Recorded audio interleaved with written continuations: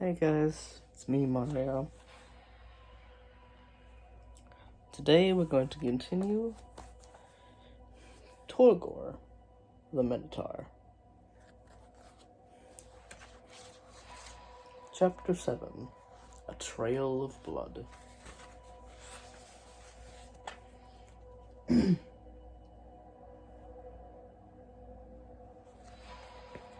How you guys doing today? Hope you're doing well. I sure am.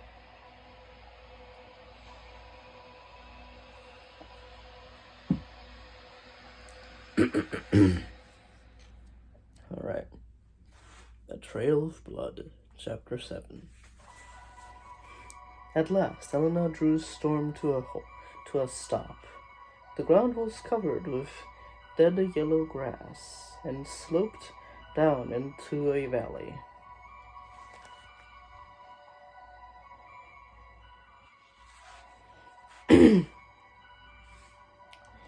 A sluggish river wound its way along the bottom, with a few straggling bushes growing on the banks. Tom looked back. There was no sign that anyone had followed them from the village. I think we're safe, he said. But how are we going to find Tagus? The map told us he was in the village. But they'll attack us if we go back there. Let's look at the map again, Elena suggested, sliding to the ground. Tom dismounted, pulled Melville's map out of the saddlebag, and unrolled it, trying to ignore its slimy touch. The small figure of Tagus still stood beside the picture of the village. The map might be wrong, Elena said. Tom nodded. Or maybe Melville deliberately lied to us. Perhaps he wanted to lure us to the village, because he knew the villagers would hate us. Elena pulled her shawl tightly around her shoulders. We were lucky to get away. Tom knew she was right.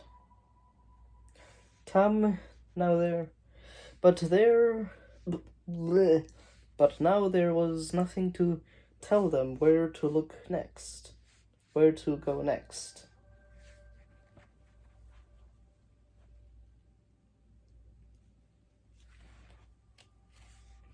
Hey, what's that? Elena interrupted his thoughts. What? Tom asked.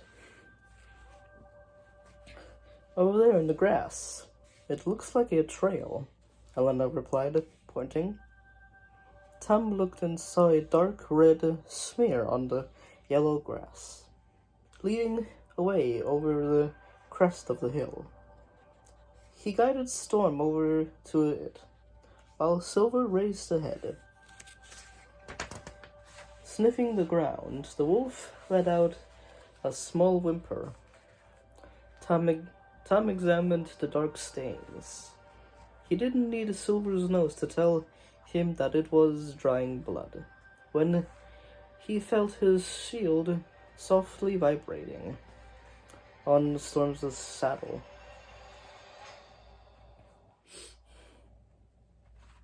And saw that the piece of Tagus's horseshoe was glowing faintly. Oh no, Elena exclaimed. It can't be. I think it is, Tom replied, his stomach in knots. This blood must have come from Tagus. Still leading Storm, Tom and Elena followed the trail of blood. It led over the hill and along the top of the valley. Nothing grew there. They were trekking through a barren wasteland.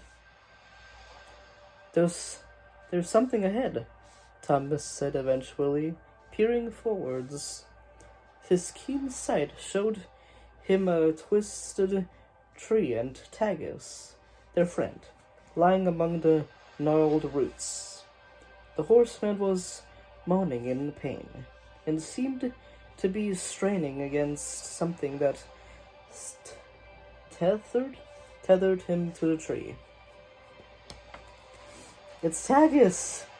He's hurt," Tom said urgently. They hurried forwards. Tagus must have heard their approach. He turned his head as Tom and Elena came up, his eyes filled with pain. "Oh, look, Tom! That's horrible!" Elena pointed at one of Tagus's hind legs. It was caught in the jaws of a vicious trap, and blood was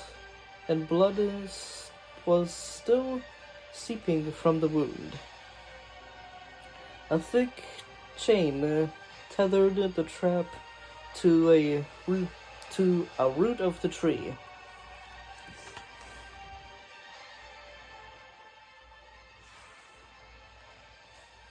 Tom clenched his fists angrily. "We're going to get you out of here," he told the good beast, wishing the horseman could understand.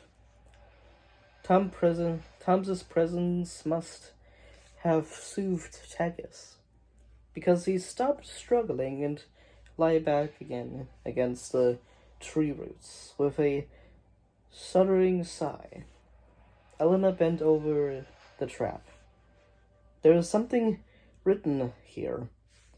It says Torgor." Puzzled, she looked up at Tom. What do you think that means?" "It must be the name of the next beast we have to face."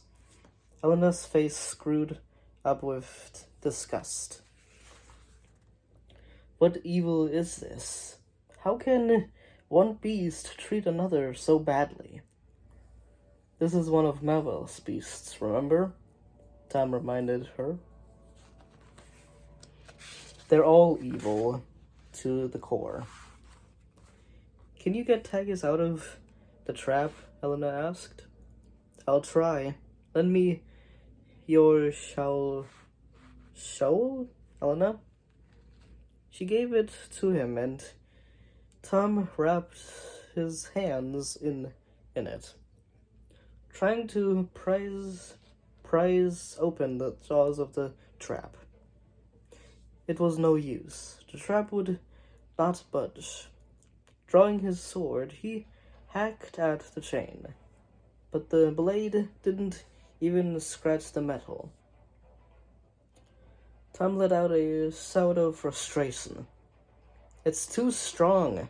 We've got to do something," Helena said, looking down at the limp form of the horseman. "We can't leave him like this."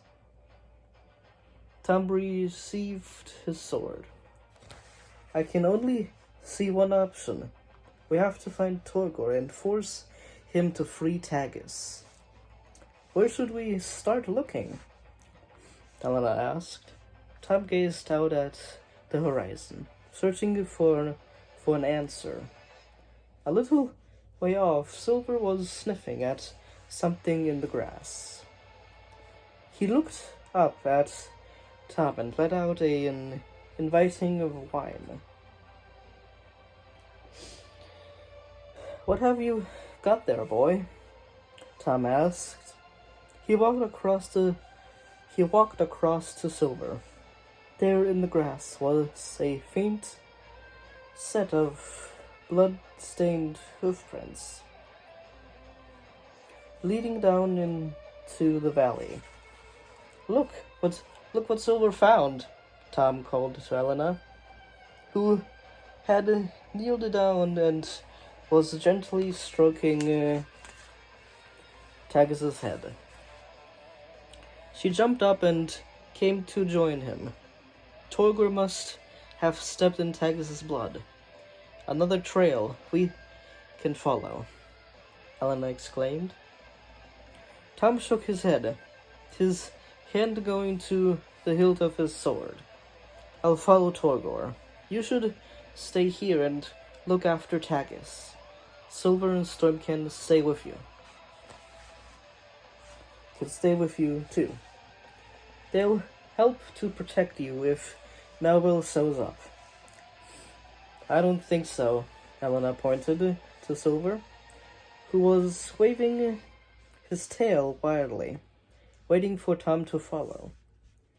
He's made up his mind to go with you. Look after him, won't you? Don't worry, I will. Tom went back to Storm and unfastened his shield from the saddle. Elena sat down beside Tagus, putting a comforting arm around his shoulders, and waved goodbye to Tom. Part of him wished that she was coming, too. Elena was a great friend to have in a tight spot. But he shook off this thought. Tagus needed someone to take care of him. Torgor, you won't escape me, Tom thought, as he strode forwards, his eyes fixed on the trail of blood. I'm coming to get you. And that was chapter 7. Here's the picture of him and Storm following the trail of blood. This picture is so cool. I like the artwork in here.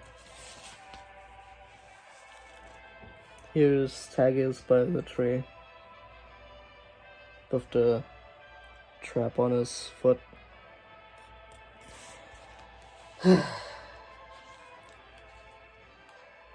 I'm still debating if the Beast Quest series is for kids. Still debating if it is. Then again, the book right here says 7 and up. So, and the age 7 is technically still a kid, so it is still a kid, so.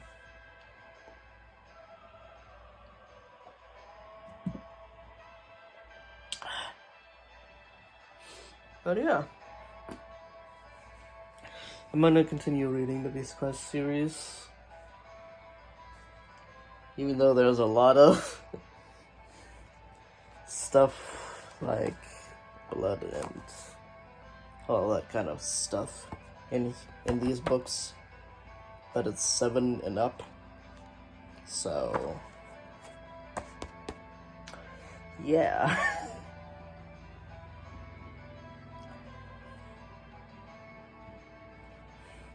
I'm gonna go with the age recommendation on the books and not what's in the book specifically. So yeah, I'm gonna keep putting them as for kids, because this is a kids book series.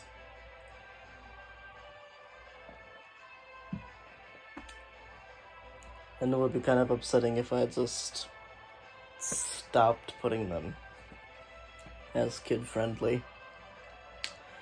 Even though the age restriction says that it is, even though there are things in there that are not kid-friendly, so I'm gonna go with the age restriction on the cover of the books. So, yeah. Hope you guys enjoyed my read through Beast Quest, and I hope I will see you in the next video. Next, what is next? I don't know. next Tuesday, I guess. Every Tuesday and Thursday. So.